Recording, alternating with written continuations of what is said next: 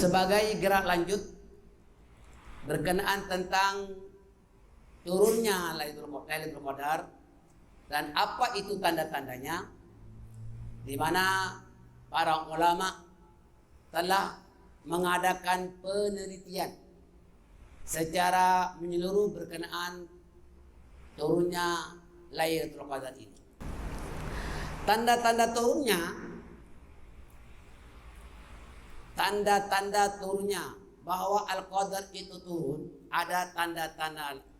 Yang pertama, antara lain tanda-tandanya Lailatul Qadar itu telah turun.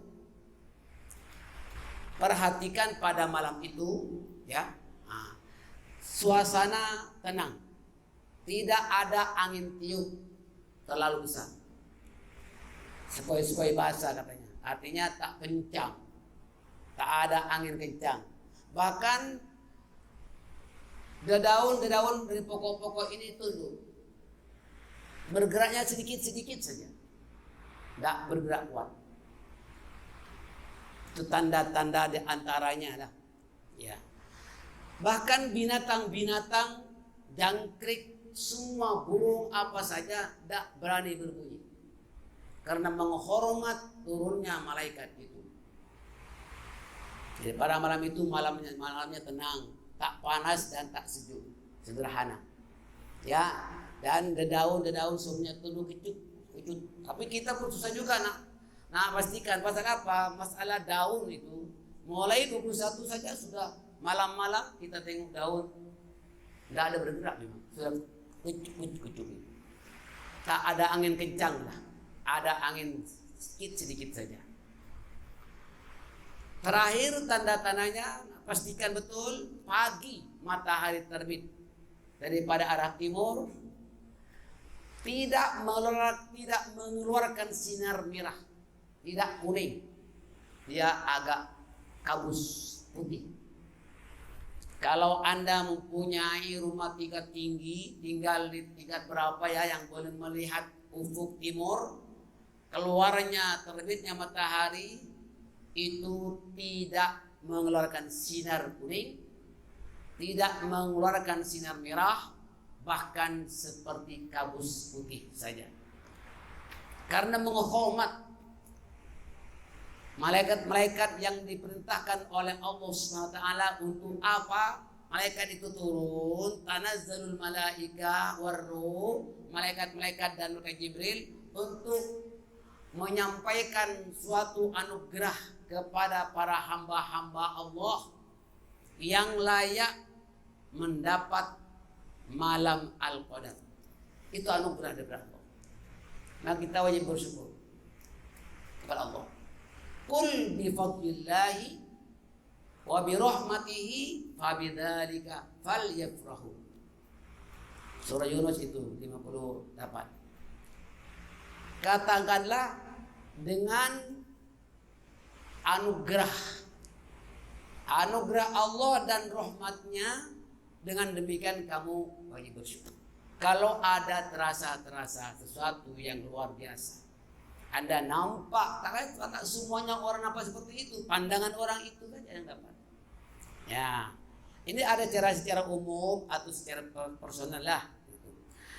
Dan tetapi tanda-tanda yang saya terangkan tadi itu bukanlah boleh dijadikan sebagai kepastian, pasti tidak bahwa seorang itu telah mendapat malam Al-Qadar, tidak. Itu sejarah zahir saja. Tanda-tandanya kalau lihat, suasana begitu tenang, aman sekali, keadaan suasana tidak ada angin tiup kencang, jangkrik burung-burung tak bunyi, anjing pun, kucing semuanya yang ada pada malam itu tidak ada berbunyi. Malam-malam, tengah malam dalam rangka kita tengah malam, kira-kira dalam pukul 1, pukul 2, pukul 3, pukul 4 itu kita harus banyak berzikir, kurangkan tidur. Maka itulah Nabi kita membangunkan semua ahli keluarganya, dan Nabi menjauhkan dari istrinya supaya bahkan membangunkan mereka supaya sama-sama beribadah pada malam itu. Yang mengatakan Nabi semangat, di mana diterangkan ikat pinggangnya diketatkan itu berarti bersungguh-sungguh beribadat pada malam itu. Apa saja amalannya selain daripada doa itu tadi, juga ada bacaan-bacaan yang lain. Nah, jadi tidak mutlak ya, bahwa seorang itu sudah pasti aku nampak ini semuanya seperti tanda-tanda yang telah diterangkan dalam kitab itu. Oh, bukan, itu tidak mutlak. Kenapa? Karena ada lagi tanda-tanda yang luar biasa. Orang yang betul-betul dah terpilih, dia dapat anugerah malam Al-Qadar itu, pada diri seorang itu terjadi seperti datang kepadanya cahaya. Tapi ingat, kalau Anda dapat ada satu cahaya bersinar ketika kita berzikir ataupun ketika dalam keadaan apa sekalipun, pada malam tersebut ada sinar dan suasana Anda bukan berada di alam dunia ini. Itulah dia, orang yang terpilih nyata. Dan tak usah Anda bilang-bilang siapa-siapa dulu.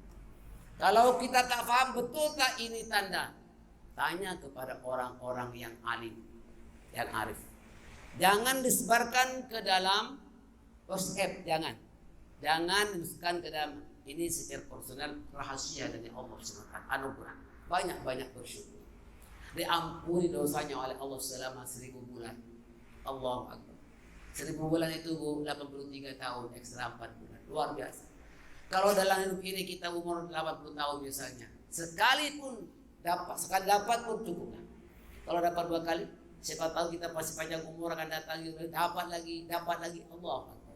Ahli surga karena diampuni oleh Allah. Manusia tidak boleh masuk surga selagi orang itu masih ada dosa. Sudah, ini masalahnya. Selain ya, maksud saya, seseorang hamba Allah nanti setelah diberi buku amalnya, ada yang menyesal, ada yang gembira, ditunjukkan kepada keluarganya, aku dapat markas besar, markas tinggi, aku dapat excellent, mumtaz, ada jayyid jiddan. Kemudian ditimbang amalnya. Tidak satu pun daripada amal manusia itu disia-siakan, semua ditimbang. Namanya al-mizan, wa nadha'ul mawazin al-qista liyaumil qiyamati fala tudhlamu nafsun syai'a wa in kana mithqala habatin min khardalin ataina biha wa kafa bina hasibin. Surah Al-Anbiya. Coba Anda bayangkan di situ. Jadi situ manusia perlunya mengerjakan yang fardu dan menyempurnakan dengan yang sunat, karena semua ibadah-ibadah yang fardu yang sunat itu akan diperkirakan, ditimbang semuanya.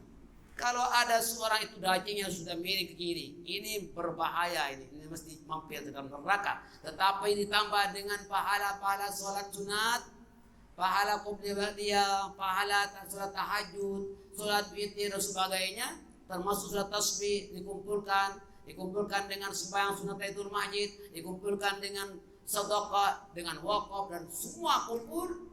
Wah, ternyata cepat memberat kanan.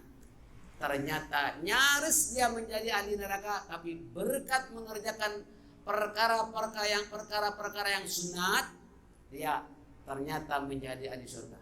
Itu perlunya kita jangan mengabaikan perkara-perkara yang disunatkan. Baik, saudara sekalian yang mengikuti sholat, apa di antaranya yang harus kita buat pada malam-malam liburan ini untuk memperoleh malam Al-Qadar? Itu yang pertama, sholat berjamaah. Sholat isya berjamaah, kata dari para isya lah. Sholat isya berjamaah diikuti dengan sholat sunat tarawih. Habis sholat tarawih sembahyang sunat witir. Di bulan Ramadan sholat sunat witir itu disunatkan berjamaah. Afdal berjamaah di bulan Ramadan saja.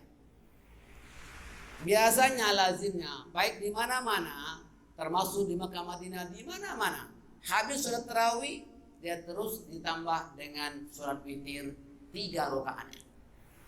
Caranya ada 2 cara. Yang pertama dengan cara dikerjakan 2 rakaat memberi salam, ditambah 1 rakaat memberi salam. 3 rakaat dijadikan 2 salam. Itu mengikut hadis Bukhari, mengikut hadis riwayat Sahih Muslim. Salatul lail matna matna. Sholat malam itu sebaik-baiknya dijadikan dua. Bermana kalau witir 3 elok dan baik, lebih afdal dikerjakan 2 rakaat memberi salam, berdiri lagi 1 rakaat memberi salam. Tetapi boleh juga dikerjakan witir itu langsung 3 rakaat tanpa tahiyat awal. Maka Nabi melarang jangan witirmu dijadikan seperti diserupakan dengan sholat maghrib. Jangan. Jadi kalau kita nak bikin langsung 3 boleh tanpa tahiyat awal. Jelas? Ini kalau witir awal malam begitu caranya berjemaah. Lalu kita bangun dari istirahat tidur malam walaupun 1 jam tidur ke apa, lebih kurang tidur, asalkan tidur walaupun sebentar, bangunnya itu mengerjakan sholat tahajud. Ya. Kalau tak tidur bagaimana? Kalau tak tidur, ada ulama mengatakan tak dinamakan sholat tahajud, dinamakan witir juga. Tahu tak? Kalau kita nak witir mau witir lagi, mesti yang genap bukan ganjil. Sebab kalau ganjil cuma ganjil jadi genap. Tidak ada witir 2 kali dalam 1 malam. Kecuali kalau menyambung, katalah habis tarawih, ya habis tarawih dia orang sudah witir 3 rakaat. Bangun dia tak tidur. Cuma tak tidur, tak dapat tidur bagaimana lalu bangun. Maka itu dibikin 8 rakaat 2 dikira sambungan dari sholat witir yang awal malam itu. Kita paham? Dan witir ini ditaruh paling akhir daripada awal malam dan akhir daripada akhir malam. Semua sholat witir dikerjakan yang terakhir daripada sholat. Sholat tarawih dan sempurna baru sholat witir. Itu dikira awal malam, amalan yang diamalkan oleh Sayyidina Abu Bakar As-Siddiq. Baginda bertanya, "Ya Abu Bakar, mata tutir? Wahai Abu Bakar, kapan kamu berwitir? Kapan kamu sholat witir?"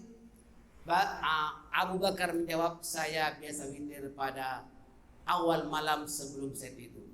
Setelah sembahyang ini dan itu sembahyang." Dia mendapat kepujian dari Rasulullah.